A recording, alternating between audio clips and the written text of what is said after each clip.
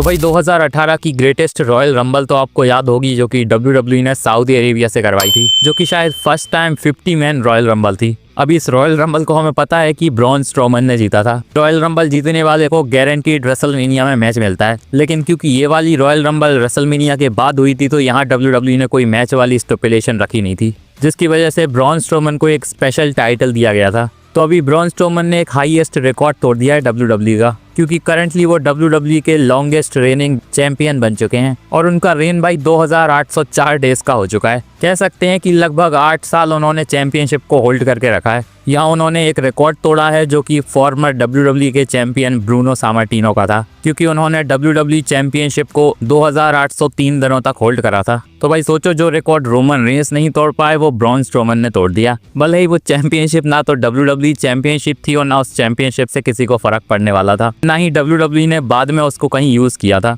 पर Braun Strowman ने royal rumble जीतकर भाई चैंपियनशिप तो जीती थी। तो इनडायरेक्टली सही उनका रेन अभी भी जारी है और शायद ये लाइफ लॉन्ग चलता रहेगा। तो हेलो गाइस, मैं Gagan and welcome to my YouTube channel the wrestling slammer. लेकिन आगे बढ़ने से पहले वीडियो को लाइक और चैनल को सब्सक्राइब करना मत भूलना। तो भाई कल की स्मैकडाउन वैसे तो कुछ खास हुई नहीं थी, लेकिन स्मैकडाउन के बाद WWE ने ड्रू मैकिंटायर की एक वीडियो रिलीज करी थी। अभी इस वीडियो में उन्होंने कोडी रोड्स के लिए बहुत अच्छे शब्दों का प्रयोग करा है, लेकिन इनडायरेक्टली उन्होंने बता दिया है कि नेक्स्ट वीक वो स्मैकडाउन में आने वाले हैं। और अब क्योंकि कोडी रोड्स ने अग्री कर लिया है कि अगर वो ड्रू मैकिंटायर को हाथ भी लगा देंगे तो उनसे चैंपियनशिप ले ली जाएगी, तो यहाँ वो कोडी रोड्स को वॉर्न कर रहे थे कि भाई ये तू करेगा तो तेरे हाथ से चैंपियनशिप जाएगी, लेकिन वैसे भी वो चैंपियनशिप लेने ही वाले हैं। अभी मैंने बताया था कि नेक्स्ट वीक की स्मैकडाउन भी WWE ने टेप्ड कर ली है कल, जिसमें हमें ये दोनों आमने सामने देखने को मिलेंगे। और भाई अब इनका मैच भी ऑफिशियल हो चुका है, जो कि बहुत तगड़ी स्टिपुलेशन के साथ हुआ है, जो कि एक 3 स्टेजेस ऑफ हेल मैच होने वाला है। अभी ये वाली स्टिपुलेशन WWE बहुत टाइम से यूज़ कर नहीं रही थी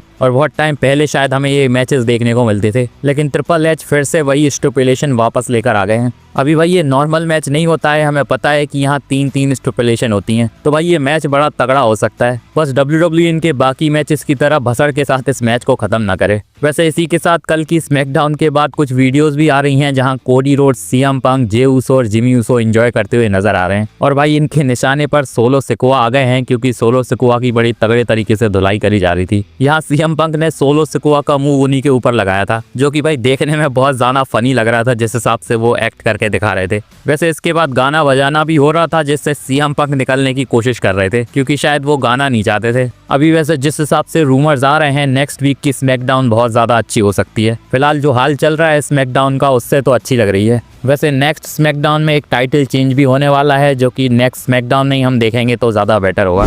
अभी वैसे मैंने कुछ टाइम पहले ब्रॉक लेसलर और गंथर के बारे में बताया था कि ये मैच WWE रेसलमेनिया में प्लान कर रही है, और इसके पहले रिपोर्ट्स आई थी कि ये समर स्लैम में हो सकता है, जहां next year Gunther summer slam में ब्रॉक लेसलर को रिटायर कर देंगे। तो यहाँ बड़ी कंफ्यूजिंग सी सिचुएशन लग रही थी कि मैच समर स्लैम में होगा कि रेसलमेनिया में। तो अभी एक नई रिपोर्ट आई है जिसमें बताया जा रहा है कि WWE इनके 1 से ज़्यादा मैचेस प्लान कर रही है, तो शायद रेसलमेनिया में रेसल करने के बाद समर स्लैम में हमें इनका फिर से मैच देखने को मिल सकता है, और ये एक लॉन्ग टर्म फ्यूड हो सकती है। अभी वैसे 2 से ज़्यादा मैचेस भी हो सकते हैं, जहां WWE ज़्यादातर 3 मैचेस करा देती है, तो हो सकता है भाई 3 मैचेस के साथ इनकी सीरीज हमें देखने को मिले, जिसमें फाइनली समर स्लैम में जाकर ब्रॉक लेसलर रिटायर हो जाएं। लेकिन भाई अगर WWE ये फ्यूड बुक कर रही है तो किसी ना किसी का फेस टर्न कराना पड़ेगा, और ज़्यादातर चांसेस हैं कि शायद ब्रॉक लेसलर फेस टर्न कर सकते हैं, क्योंकि गंथर को तो WWE आगे भी एक मॉन्स्टर हील की तरह लेकर जाएगी, और भाई जो फेस वाला बंदा होता है उसे क्राउड के सपोर्ट की जरूरत होती है, तो जाते जाते कम से कम ब्रॉक लेसलर को अच्छा खासा क्राउड का सपोर्ट मिल जाएगा।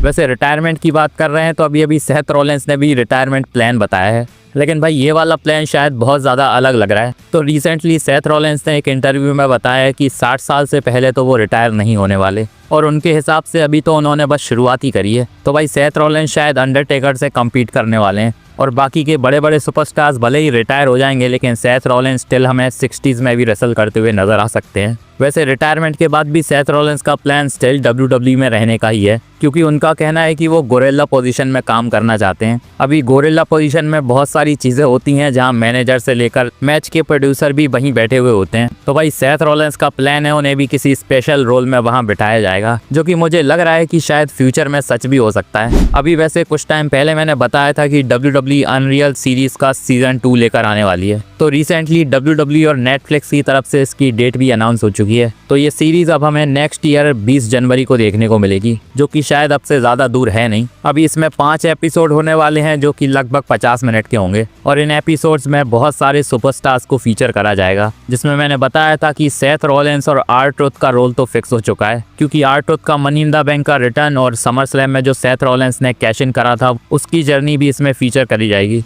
इसके अलावा भी Chad Gable, Chelsea green, PAT McAfee, Becky Lynch और भी बहुत सारे सुपरस्टार्स को इस सीरीज में फीचर करा जाएगा। वैसे ब्रॉक लेसलर के रिटर्न की जर्नी भी WWE दिखा दे तो और भी बेटर होगा, क्योंकि समर स्लैम में उनका रिटर्न बड़ा ही अनएक्सपेक्टेड सा था। वैसे ये अनरियल सीरीज के साथ साथ next year WWE John Cena के रिटायरमेंट की डॉक्यूमेंट्री भी लेकर आ रही है, जो कि शायद हमें मिड 2026 में देखने को मिलेगी। अभी इसमें हो सकता है WWE 2025 की उनके पूरे रिटायरमेंट टूर की जर्नी दिखाए, या फिर ये भी हो सकता है कि सिर्फ सैटरडे नाइट मेन इवेंट को ही फीचर करा जाए, जहां उन्होंने रिसेंटली रिटायरमेंट मैच करा था। रिसेंटली वैसे डेव मेल्जर और रेसलिंग ऑब्जर्वर न्यूज़लेटर की तरफ से रेटिंग्स भी आई हैं सैटरडे नाइट मेन इवेंट की, जिसमें गंथर और जॉन सीना के मैच को 4.5 की रेटिंग दी गई है, जो कि भाई इनके मैच के हिसाब से अच्छी खासी रेटिंग है। इसी के साथ ओवा फैमी और कोडी रोड्स के मैच को 3.25 की रेटिंग मिली है। अब ये मैच और भी ज़्यादा अच्छा हो सकता था अगर WWE इसे अच्छे से बुक करती तो। बाकी एजे स्टाइल्स वाले मैच को 3.5 और बेली वाले मैच को 3.75 की रेटिंग मिली है।